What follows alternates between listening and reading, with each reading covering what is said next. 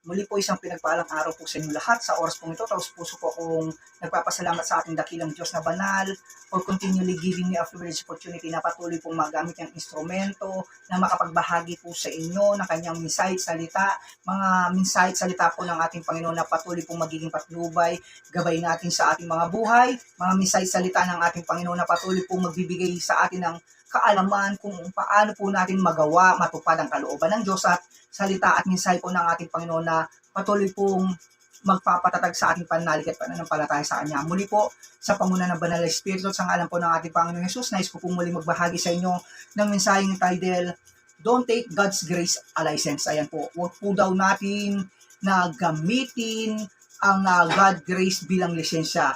Saan po? Bilang lisensya saan? At patuloy pong mapalalahanan tayo ng ating Panginoong Diyos kung gaano kahalaga yung kanyang habag at grasya sa atin. Ayan po. Sa mensaheng ito, nais iparating sa atin ng ating Panginoong Diyos kung gaano kasagana ang kanyang grasya sa atin.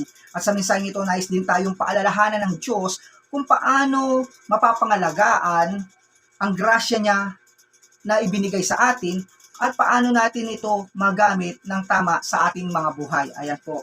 Ano po ba yung God grace? Bakit po napakasagana ng grasya ng Diyos sa ating mga buhay? Even though na patuloy po tayong nagkakamali, patuloy tayong nagkakasala, but yung grasya niya pa rin ay binubuhos niya sa atin. God grace is to save us. Ayan po. Yung grasya ng Diyos, bakit ibinubuhos niya sa atin to? Unang-una dahil gusto niya po tayong maligtas. Magkaroon po ng buhay na walang hanggan. Ayan po yung God grace. Bakit po niya patuloy tayong pinapatawad sa ating patuloy na nagagawang pagkakamali, binibigyan niya tayo ng pagkakataon, di po ba? Dahil yung grasya ng Diyos ay napakasagana sa atin. Dahil ang gusto ng Diyos ay maligtas po tayo. Magkaroon po tayo ng buhay na walang hanggan at makaiwas po tayo sa eternal death, yung habang buhay na kamatayan o yung tinatawag na impyerno, maligtas po tayo doon. And secondly, God grace is to change us. Ayan po. Bakit patuloy rin po tayong overflow ni Lord yung grasya niya sa atin? Dahil gusto niya tayong mabago. Bakit? Bakit gusto niya tayong maligtas? Bakit gusto niya tayong mabago? Dahil mahal po tayo ng Diyos. Yan po yung grace niya sa atin, yung sobrang pagmamahal niya rin sa atin. Kaya nga po sa John 3:16, kung babasahin po natin kung gaano tayo kamahal ng Diyos, kung gaano kalaki at kalawak ang kanyang habag at grasya sa atin. Sa John 3:16, ayan po, sabi po dito, sapagkat ganun na lamang ang pag-ibig ng Diyos sa sangkatauhan, kaya't ibinigay niya ang kanyang kaisa-isang anak upang ang sino mang sumampalataya sa kanya ay magkaroon ng buhay at magkaroon ng buhay, di mapahamak at magkaroon ng buhay na walang hanggan. Ayan po yung pag-ibig ng Diyos sa atin. Kaya po patuloy yung habag at grasya ng Diyos ay binubuhos sa atin dahil gusto niya po tayong maligtas. Kaya po patuloy yung grasya ng Diyos sa atin. Patuloy pong sa kabila ng ating pagkakamali, pagkakasala at minsan hindi na natin po nabibigyan din ng panahon, oras yung Diyos, but patuloy niya pong ibinabahagi ang kanyang grasya sa atin. Tandaan po natin, ang habag at grasya ng Diyos at ang pag-ibig niya, ang siya patuloy na nagbibigay lang sa atin ng buhay. Kaya wala po tayong may pagmamalaki sa ating mga buhay. Anuman po yung mga nagagawa natin, anuman na-achieve natin sa ating buhay, wala po tayong may pagmamalaki. Lahat pong yan ay bunga lang po ng pag-ibig, habag at grasya ng Diyos sa atin. Ayan po. But some people, they use the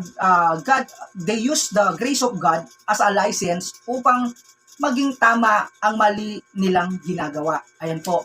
May mga tao kasi, kaya po dito papasok yung don't take God grace a license. Ayan po. May mga tao kasing ginagawa nilang lisensya yung grasya, habag at grasya ng Diyos upang maitama yung mali nilang mga ginagawa o yung mga mali nilang mga pananaw sa buhay. Example na lang po, yung same-sex marriage. Ayan po. Pinapasok po nila yung ginagawa po nilang lisensya, yung God grace, yung God mercy, God loves, pinapasok po nila dito sa same-sex marriage para maging acceptable po itong sinasabi nilang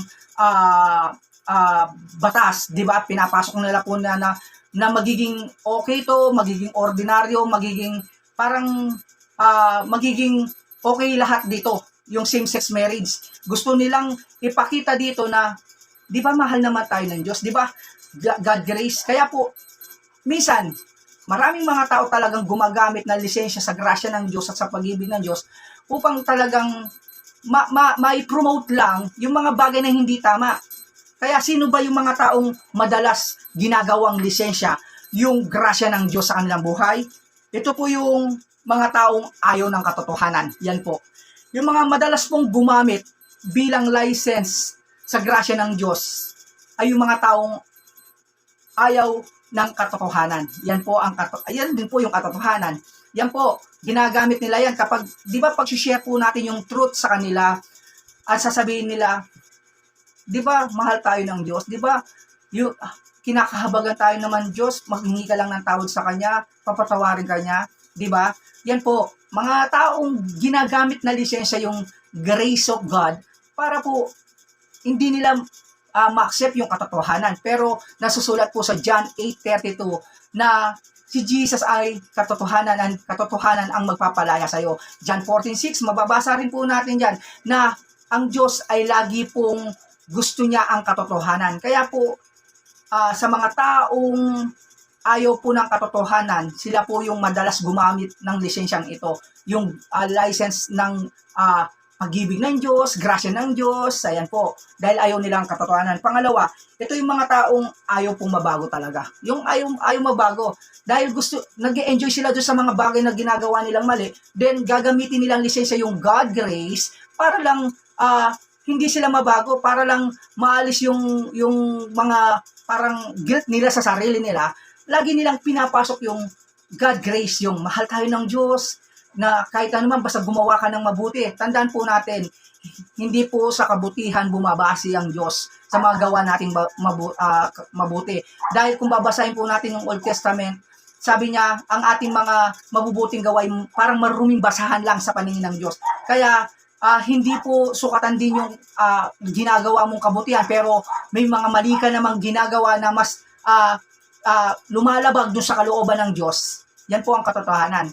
At sino pa po yung mga ginagamit na license ang God grace ay yung mga taong wala pong sapat na kaalaman sa salita ng Diyos. Yan po ang katotohanan. Kaya po, tandaan po natin, tunay pong napakalaki ng grasya ng Diyos sa atin.